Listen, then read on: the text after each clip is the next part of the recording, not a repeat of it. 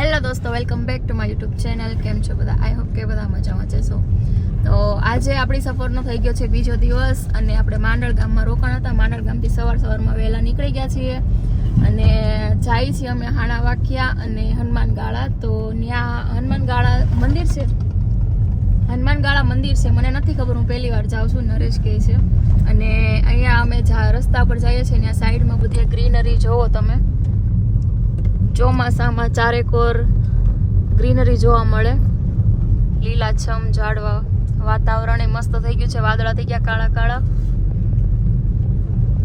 તો નરેશ અત્યારે ડ્રાઇવિંગ કરે છે અને હું બેઠી છું ને પાછળ જે અમારી જોડે છે, અમારી સફરમાં અમારી સાથે એ બેઠા છે, અમારા સફરના સાથીદાર હળિયા અને એમના મિસિસ ભાનુમતી. કે કહેવાય ને કે સફર તમે જ્યારે કરતા હોય પણ સફર કરનાર જોડે સારા હોય તો મજા આવે. એવી જ રીતે અત્યારમાં સૌરાષ્ટ્રની સફર શરૂ કરી દીધી છે અને બીજો દિવસ છે આજે અમારો. અને અત્યારમાં અમે જઈએ છીએ હાણા વાંકિયા અને હનુમાન ગા, જ્યાં હનુમાન દાદાનો ઘણો બધો હાસ છે. તો ત્યાં જઈએ, દાદાને પ્રાર્થના કરીએ કે જીવનમાં બસ આવી રીતે લોકોનો પ્રેમ સપોર્ટ મળતો રહે. અને જે આ કુદરતી સૌંદર્ય જે કહેવાય ને કે મેઘ વર્ષે અને જે કુદરતી દ્રશ્ય, જે કુદરત એની કોઈ કરાય આખી ખીલી જાય.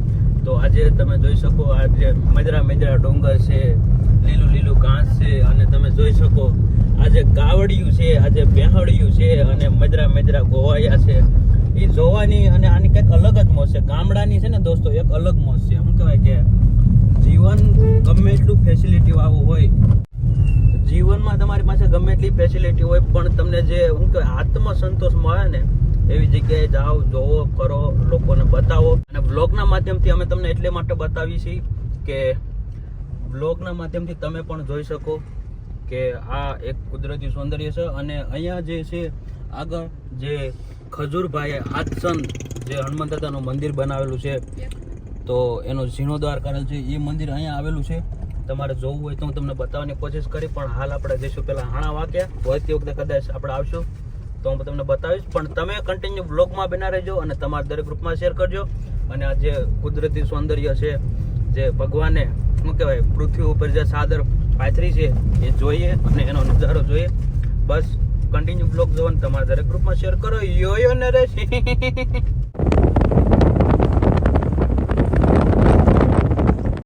ઓર દોસ્તો, તમે જોઈ શકો કેટલો બધો વરસાદ અંધારેલો છે અને વાદળા પણ અત્યારમાં કરખમ મસ્ત અંધારેલો છે વરસાદ. અને ફરતી કોર લીલોતરી છે. તમે જોઈ શકો વાડીમાં પણ મસ્ત વાવણી થઈ ગઈ છે, બધું વાવી દીધું છે. જોઈ શકો તો રસ્તામાં આપણે જતા હતા અને કાળા વાદળા ઘેરાયેલા હતા અને એ જ ઝડપથી વરસાદ પણ ચાલુ થઈ ગયો છે. તમે જોઈ શકો છો ફૂલ સ્પીડે વરસાદ આવે છે, અત્યારે ચાલુ થઈ ગયો છે. વાદળા જોઈ શકો છો તમે કાળા. ઓર દોસ્તો, તમે જોઈ શકો કેવા મસ્તીના નદીના આ છે. અને આ છે નદી હનુમાન ગા જાતા આવે. જો પણ પાણી નથી, પાણી વહી ગયું. અત્યારમાં ખાલી નદી છે. તો નદી ન કહેવાય ને, હુકી નદી કહેવાય, કોરી નદી કહેવાય. લીટા પડશે કેમ ઘડી. તો દોસ્તો, આ ડાળખી છે ઝાડવાની, એ નીચે રસ્તા ઉપર આવી ગઈ છે. ગાડીને નડે એમ છે. હવે ગાડીમાંથી ઉતરી અને ઉતરે છે ગાડીમાંથી ને કંઈક રસ્તો કરે એનો. તો દોસ્તો, અમે જઈએ છીએ હનુમાન ગા. અને શું કહેવાય જે રસ્તો છે બહુ જ અઘરો રસ્તો છે, આખો જંગલ જેવો તમે જોઈ શકો.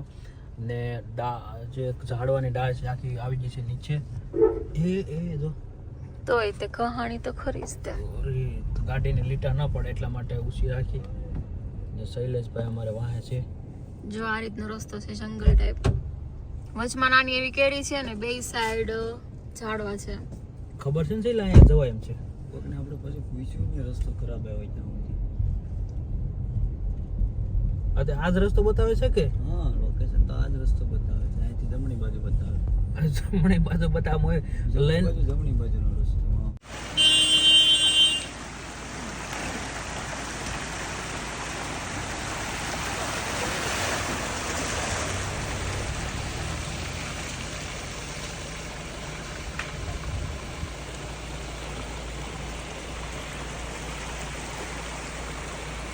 તો દોસ્તો આવી ગયા છે આપણે હનુમાનગાળા મંદિરે, અને જેનો રસ્તો બહુ જ જંગલ વિસ્તાર જેવો હતો. વચમાં નાની એવી કેડી અને બે સાઈડ ઝાડવા અને જંગલ ને પહાડ, અને વચમાં નદી નાળા પણ આવતા હતા નાના નાના. તો એ રસ્તો પસાર કરીને આપણે આવ્યા છીએ હનુમાનગાળા મંદિર. જોઈ શકો છો તમે,